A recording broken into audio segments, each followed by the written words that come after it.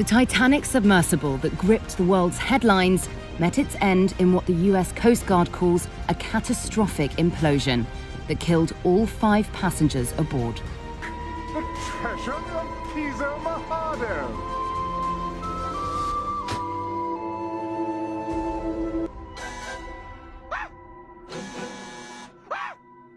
अस्सलामुअलैकुम दोस्तों। कोई दौलत की तलाश में डूब गया तो कोई दौलत देकर डूब गया। इस वक्त पूरे सोशल मीडिया पर टाइटन नाम की एक सबमरीन का शोर मचा हुआ है, जो कि 16 जून को कनाडा के न्यूफोर्ड आइलैंड से 400 मील दूर अटलांटिक ओशन या बहरे ओकियानूस के अंदर टाइटैनिक शिप का मलबा देखने के लिए रवाना होती है, जो कि 15 अप्रैल 1912 के अंदर एक बड़े आइसबर्ग से टकराकर समंदर की 4 किलोमीटर गहराई के अंदर डूब गया था और आज तक वहीं पर मौजूद है। 2 दिन बाद यानी 18 जून को यह सबमरीन इसके मलबे तक पहुंच जाती है और आमतौर पर समंदर की गहराई 4 किलोमीटर तक की होती है, वरना मैरियाना ट्रंच जो कि पैसिफिक ओशन के अंदर मौजूद है और यह अब तक समंदर की सबसे गहरी और सबसे पुरस्रार जगह है, जिसकी गहराई है तकरीबन 11 किलोमीटर।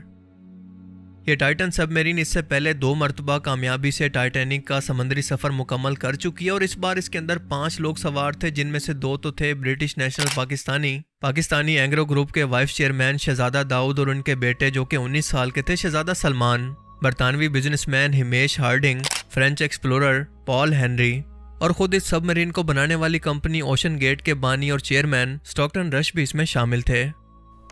यह एक मिनी वैन के साइज के बराबर सबमरीन थी, जिसकी लंबाई 20 फीट और इसके अंदर 96 यानी 96 हॉर्स की ऑक्सीजन कैपेसिटी मौजूद थी।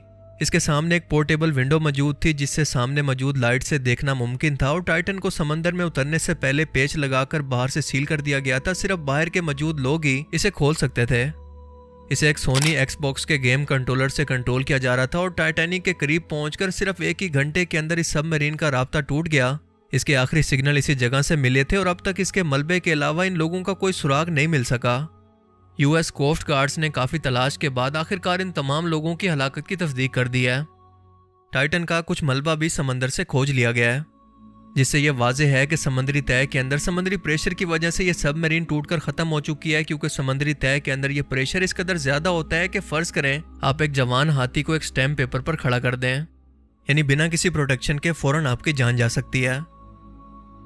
इस सबमरीन में ऑक्सीजन की मिकदार खत्म होने के बाद लोग क्योंकि आहिस्ता आहिस्ता कार्बन डाइऑक्साइड खारिज कर रहे थे, तो आहिस्ता आहिस्ता इसी गैस की वजह से लोग बेहोश होने लगे और इसी हालत में बेहोशी के अंदर इनकी मौत हो गई, जिसके बाद ये सबमरीन किसी सॉलिड चीज से टकराकर प्रेशर की वजह से टूट गई और इसका मलबा ऊपर आ गया। ये क्योंकि अमेरिका कनाडा बॉर्डर के पास का वाक़या है, लिहाजा यूएस और कैनेडियन मेरीन गार्ड्स ने इन्हें तलाश करने की बहुत कोशिश की और बाकी मुल्कों से भी मदद मांगी, मगर हकीकत यह है कि यह सब कुछ बेकार की मेहनत थी, क्योंकि सभी लोग जानते हैं कि इस सबमरीन का वापस आना बिल्कुल नामुमकिन है और अगर ऐसा कुछ हो जाता तो यह मौजे से कम नहीं था। इसकी बहुत सारी वजूहात हैं कि इन लोगों को चाह कर भी क्यों नहीं बचाया जा सका। सबसे पहले तो ये जान लें कि समंदर की 1000 मीटर की गहराई के बाद कोई भी शख्स चाह कर भी कुछ भी नहीं देख सकता, क्योंकि सूरज की रोशनी समंदर में 1000 मीटर से नीचे नहीं जाती। लिहाजा 1000 मीटर की गहराई के बाद कोई भी शख्स कुछ भी नहीं देख सकता, वो समंदर के इस हिस्से के अंदर बिल्कुल अंधा है। अब सूरज की रोशनी क्योंकि हीट भी रखती है, लिहाजा यहाँ पर खून जमा देने वाली ठंड भी शुरू हो जाती है, तो किसी गोताखोर का यहाँ पर जाने का तो सवाल ही पैदा नहीं होता। अगर यहाँ पर किसी मिशन को भेजा जाए तो ये ऐसा है जैसे समंदर के अंदर एक सुई को तलाश करना हो, क्योंकि ये एरिया है पूरे 700 किलोमीटर का जो इस सबमरीन का रूट था। समंदर में सबमरीन की रोशनी भी मुश्किल से कुछ ही मीटर दूर तक जा सकती है, सो चाहकर भी कोई भी सबमरीन खुद से रास्ता नहीं तलाश कर सकती बिना किसी सिग्नल्स के। बिल्कुल इसी तरह से टाइटन भी अपना रास्ता भूल गई होगी, एक ऐसी भूल भुलैया जहां से बाहर निकलने का कोई रास्ता नहीं। टाइटन में कोई जीपीएस भी मौजूद नहीं था, क्योंकि समंदर की इस कदर गहराई के अंदर जीपीएस सिग्नल भी काम नहीं करते, लिहाजा इनके लोकेशन को ढूंढना भी मुमकिन नहीं था। और दूसरा इनके पास ये ऑप्शन था कि वो सबमरीन को छोड़कर बाहर निकलकर ऊपर किसी तरह से आने की कोशिश करते, मगर मसला ये था कि सबमरीन को बाहर से बंद करके पेचों की मदद से सील किया गया था। अंदर से कोई भी शख्स बाहर नहीं आ सकता था और टाइम टू टाइम ये सबमरीन पानी की गहराई के अंदर जाती रही होगी। अगर अंदर मौजूद लोग चाहते तो इसका मलबा कम करके सबमरीन को ऊपर लाने की कोशिश कर सकते थे, लेकिन मसला फिर वही था कि ये सबमरीन बाहर से सील थी, ऊपर आने का कोई चांस ही नहीं था। हकीकत यह भी है कि यूएस सबमरीन और कैनेडियन सबमरीन गार्ड्स के पास ना कोई जदीद मशीनरी है और ना ही कोई ऐसी तरबियत कि वो ऐसे मुश्किल तरीन मिशन को कर सकें। ये लोग बस इंतजार में थे कि सबमरीन के अंदर मौजूद लोग बाहर आकर कोई सिग्नल दें तो हम इन्हें बचाने की कोशिश करें। पर हम जान चुके हैं कि ऐसा कभी नहीं होने वाला था। टाइटैनिक का मलबा पिछले 100 सालों से 4000 मीटर गहराई के अंदर यूं ही मौजूद है और आहिस्ता आहिस्ता समंदर के अंदर घुलकर ख़त्म हो रहा है। ये क्योंकि समंदर की तह के अंदर मौजूद है, लिहाजा कई बार लोग इसके मलबे के अंदर फंसकर या फिर रास्ता भूलकर पहले भी बुरी तरह से फंस चुके हैं। समंदर की तह के अंदर समुद्री लहरों का उतार चढ़ाव जो कि स्टेबल नहीं है और ये बिल्कुल इंसानों के लिए चांद पर जाने के जैसा है, जो कि हमारे रहने के लिए या फिर हमारे विजिट के लिए बिल्कुल भी सूटेबल नहीं है। अल्लाह का इंसाफ देखें कि एक तरफ यूनान जाने वाली एक कश्ती के अंदर 300 लोग डूबकर समंदर के अंदर मर जाते हैं, जो कि रोजगार और अच्छे मुस्तकबिल का ख्वाब लेकर निकले थे। ये अपने खानदान के कफील थे, चाहे ये गैर कानूनी जा रहे थे पर थे तो इंसान ना। पूरी दुनिया जानती है कि इन्हें खुद डूबने के लिए छोड़ दिया गया और चाहते तो बचा सकते थे, मगर इनके डूबने का इंतजार किया गया सिर्फ इसलिए क्योंकि ये लोग पैसे वाले और ताकतवर नहीं थे। इनका गरीब होना ही इनका सबसे बड़ा जुर्म था। इंसानियत की बेहिसी की इससे बड़ी मिसाल इससे पहले सुनने को नहीं मिलती।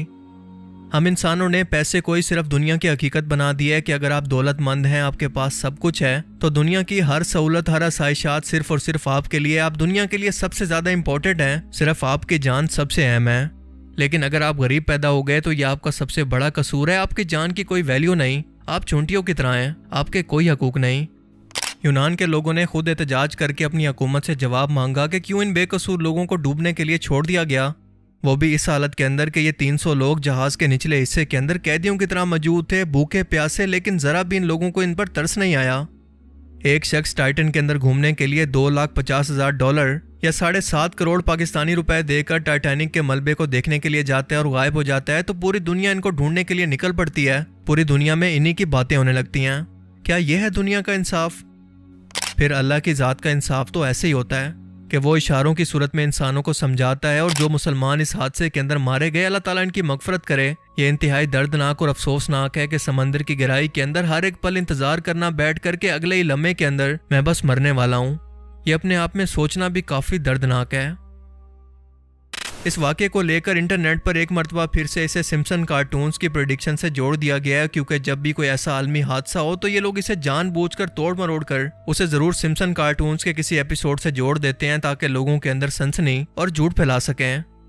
सिम्पसन कार्टून्स के 700 से ज़्यादा एपिसोड मौजूद हैं, और अगर किसी एक एपिसोड के अंदर कोई ऐसा मिलता जुलता वाक़या दिखाया गया हो जो कि इत्तफाकन अगले साल या 17 साल के बाद होने वाले किसी वाक़े के साथ थोड़ा सा भी मैच हो जाए, तो ये लोग इसे उठाकर मौजूदा वाक़े से जोड़ देते हैं। ये बिल्कुल स्टूपिडिटी है, क्योंकि जिस एपिसोड का हवाला दिया जा रहा है वो 17 साल पहले का है, जिसके अंदर 2 लोग टाइटैनिक शिप के पास मौजूद खजाने को ढूंढने के लिए जाते हैं और ये खजाना इनको मिल भी जाता है। ये 2 सबमरीन होती हैं, जिनमें से एक वापसी पर पत्थरों के दरमियान किसी जगह पर फंस जाती है और अचानक से इनकी ऑक्सीजन लेवल बिल्कुल कम होने लगता है, जैसा कि टाइटैनिक के केस के अंदर हुआ। अब ये तो ऑब्वियस सी बात है कि 17 साल पहले की कोई सबमरीन हो या फिर 17 साल बाद की या फिर अगले 17 साल के अंदर आने वाली कोई भी सबमरीन, सब के अंदर इंसानों को समंदर के नीचे सांस लेने के लिए ऑक्सीजन की आज भी जरूरत है और आगे भी रहेगी। इसमें कौन सी प्रेडिक्शन है? टाइटैनिक टूरिस्ट सबमरीन थी, ना कि प्राइवेट, जैसा कि सिम्पसन के एपिसोड के अंदर दिखाया गया कि 2 लोग अपनी अपनी प्राइवेट सबमरीन के अंदर मौजूद थे और टाइटैनिक का खजाना ढूंढने के लिए गए, जबकि टाइटन समंदर के अंदर कोई खजाना ढूंढने नहीं गई थी, बल्कि ये पैसेंजर सबमरीन थी। इसका मकसद सिर्फ और सिर्फ टूरिज्म था। आप खुद सोचकर बताएं कि क्या समंदर की इस कदर गहराई के अंदर, जहां पर कुछ भी इंसान देखने के काबिल ना हो, क्या वहां पर एक पैसेंजर सबमरीन कोई खजाना ढूंढने के काबिल हो सकती है? ऐसी सबमरीन जिससे बाहर निकलने का भी कोई रास्ता मौजूद ना हो। असल में आज से 17 साल पहले इस एपिसोड को लिखते वक्त सोच ये थी कि इंसान समंदर की गहराई के अंदर जाकर इस तरह से खोज करने के एक दिन काबिल हो जाएगा, लेकिन इससे मिलता जुलता कोई भी वाकया सिम्पसन कार्टून्स के एक दिन के बाद हो जाए या फिर 1 साल बाद या फिर 17 साल के बाद। कुछ लोग इसे लाजमी सिम्पसन की प्रेडिक्शन से जोड़कर सनसनी फैलाएंगे, क्योंकि इंसानों की ये फितरत है कि उसे सनसनी बहुत ज़्यादा पसंद है। वो ऐसी चीज़ों को सुनना और देखना पसंद करता है और इसीलिए मीडिया और सोशल मीडिया ज़रूरत को पूरा करने के लिए मैदान के अंदर आ जाते हैं, जैसा कि इस एपिसोड के अंदर ज़बरदस्ती 2 चीज़ों को जोड़कर किया गया जिसकी कोई हकीकत नहीं।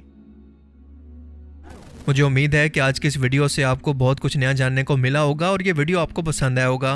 अगर ये वीडियो आपको अच्छा लगा तो इसे लाइक कीजिए, और अब मैं मिलूंगा आपसे एक ऐसी ही नई इंटरेस्टिंग वीडियो में। तब तक के लिए अपना बहुत सा ख्याल रखिएगा। Thanks for watching this video. अल्लाह हाफिज़।